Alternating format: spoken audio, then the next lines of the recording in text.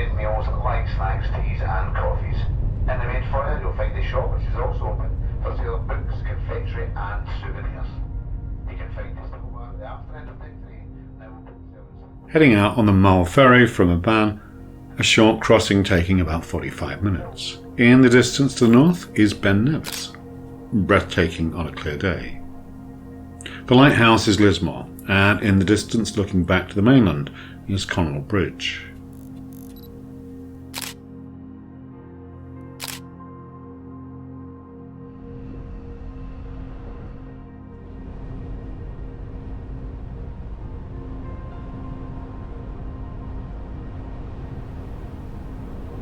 And Duart Castle, open to the public.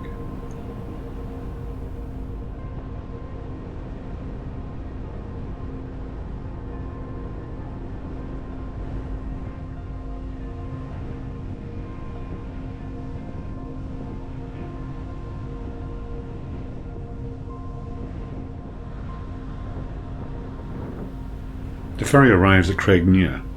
You can either head southwest to Iona or north to Tobermory.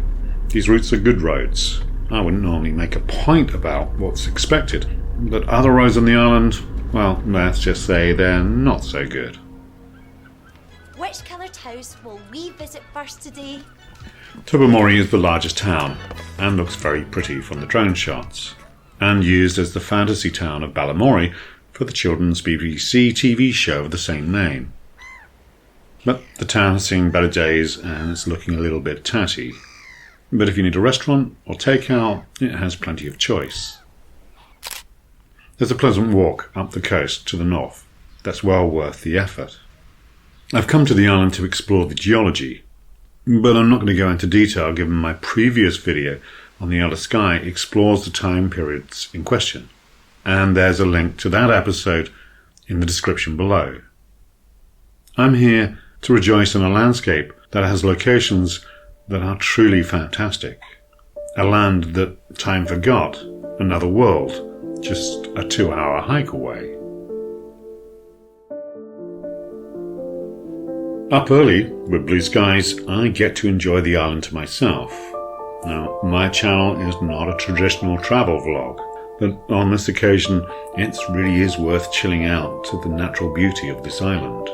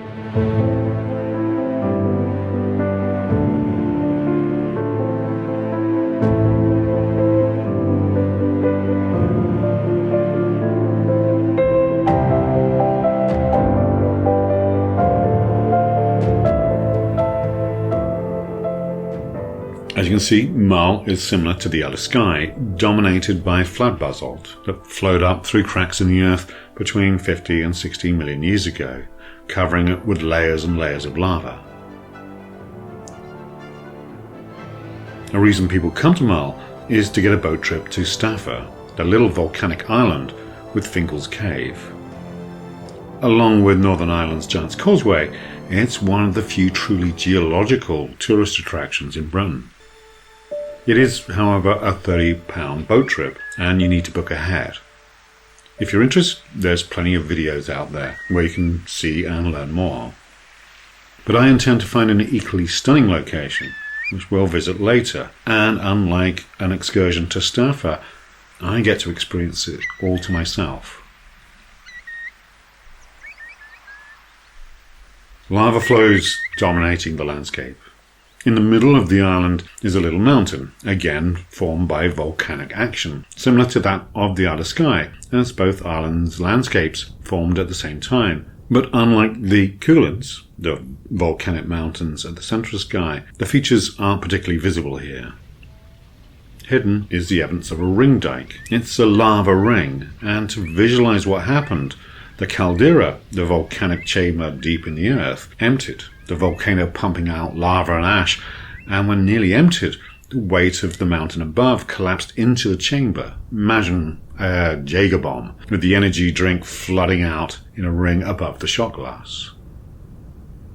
You do, of course, get great views of the island from up here, and look down onto the only place you can find some wild parking for the camper or tent, because there's no shortage of paying sites. Mull is neither wild camper van parking friendly or wild camping friendly.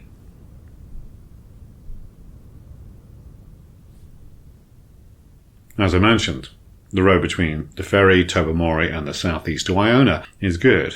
Elsewhere, the roads are not so great. I had a Google location 17 miles from Tobermory, and Google Maps said it would take 45 minutes. 45 minutes? Which of course I dismissed as nonsense, but sure enough, it took 45 minutes to do 17 miles. And on to heading down towards Iona.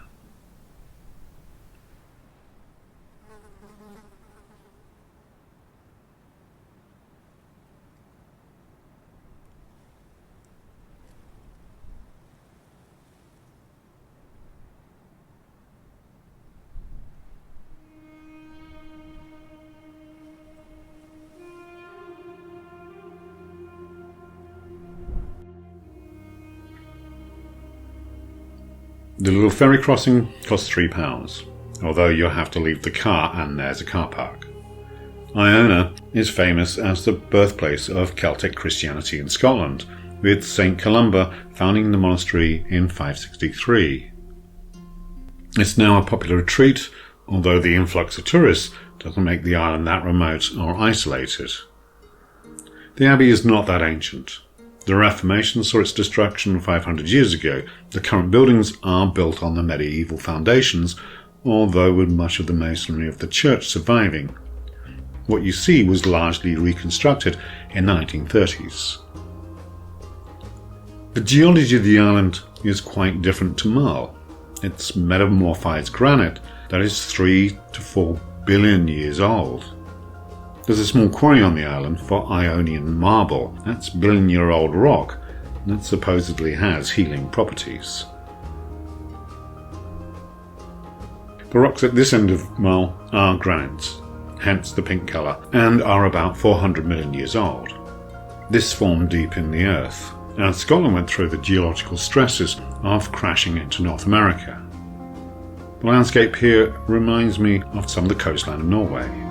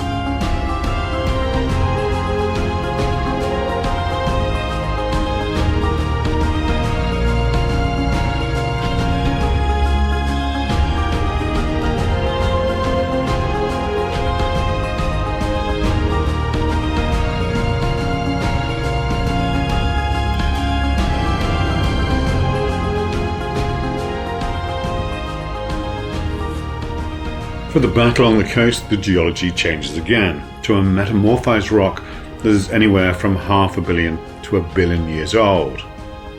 It's called Ardellanish Stripe Formation. It's a peelite. Originally, this was fine beds of mud and fine sand, or siltstone, laid on an ancient seafloor, then compressed, dragged deeper into the crust, heated and transformed. The strata is now almost vertical. The heat and pressure have turned the sand into thin sheets of crystallized silicates, or mica. making the rock glisten in the sun.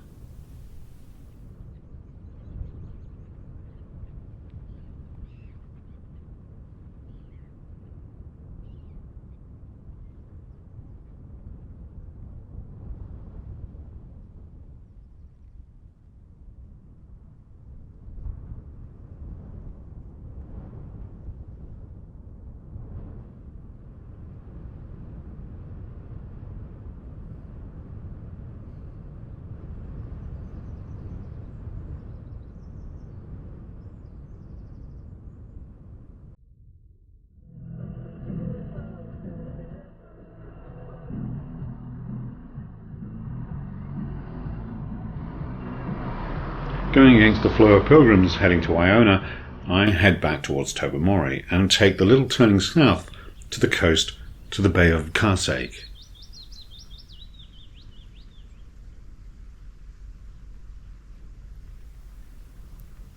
The lonely and pretty little phone box appeared in the 1945 Powell and Pressburger film I Know Where I'm Going.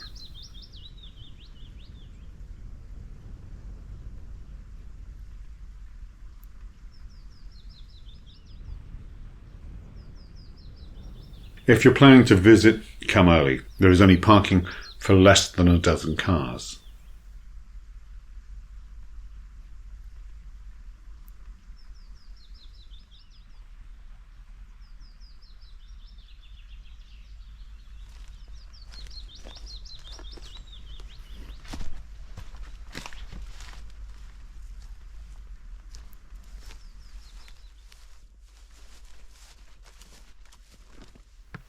Accessing the beach is not that easy, and there is a boulder field of lava rocks to negotiate. This strange wall, a dike, is a memory of a crack in the earth that formed when North America tore itself away from Scotland 15 million years ago. And all of this formed in an instant, flooding out lava that worked its way to the surface to smother the landscape. As the lava flooded up, the heat metamorphized the surrounding rock, and as such it's harder and doesn't erode so fast as the parent rock.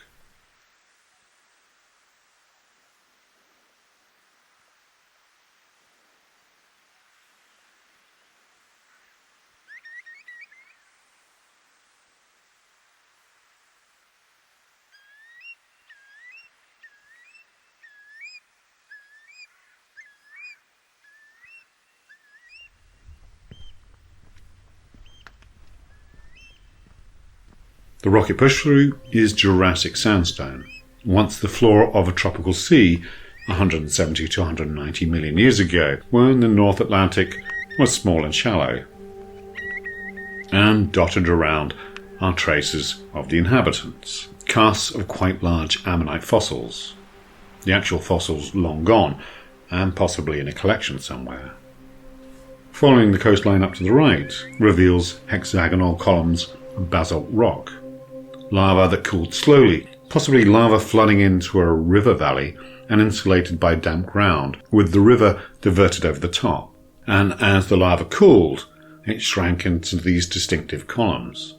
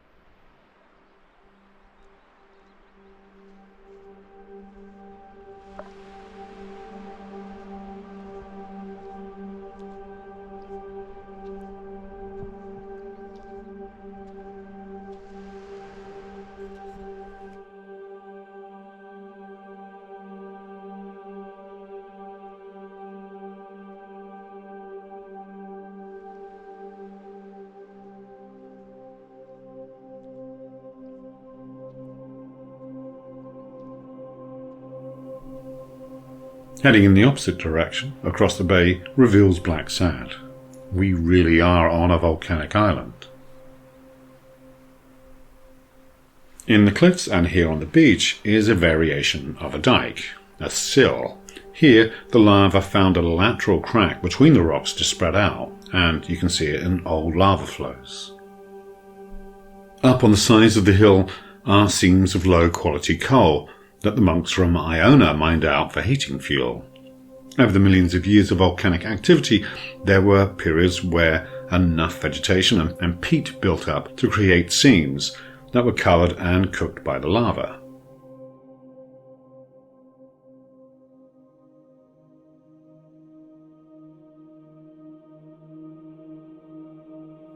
Here we can see the intermediate pale Cretaceous sedimentary rock that sits on the 150 million year old Jurassic mudstone and is covered by the 16 million year old basalt lava. In places you can make out the KT boundary.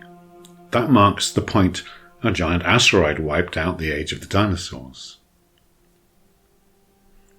The Cretaceous sandstone erodes in this distinctive pattern by both the actions of water and wind. These nodules in the sandstone are nothing special. It's just iron that's precipitated out into these curious lumps. The lava is pretty horrible to walk on. Despite being mainly on the flat, it chews up your boots. Most of it is basalt, but there are odd lumps of obsidian, lava that cooled so fast it turned into glass.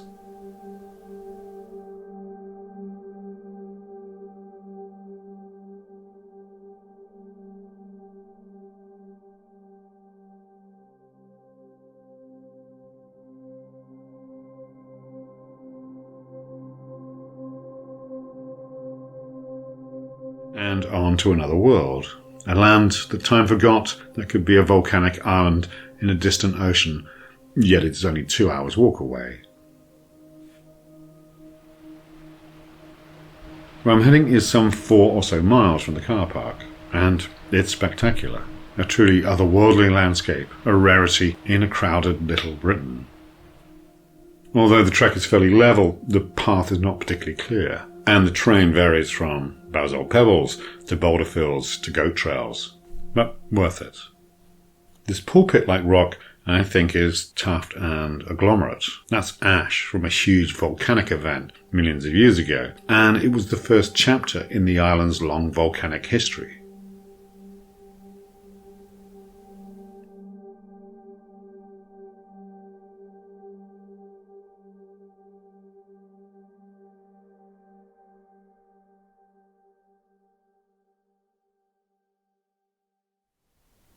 The Karseg Archer, the final destination, and spectacular as Staffa, but without the boat trip and the other visitors, and one of the best kept secrets in Britain.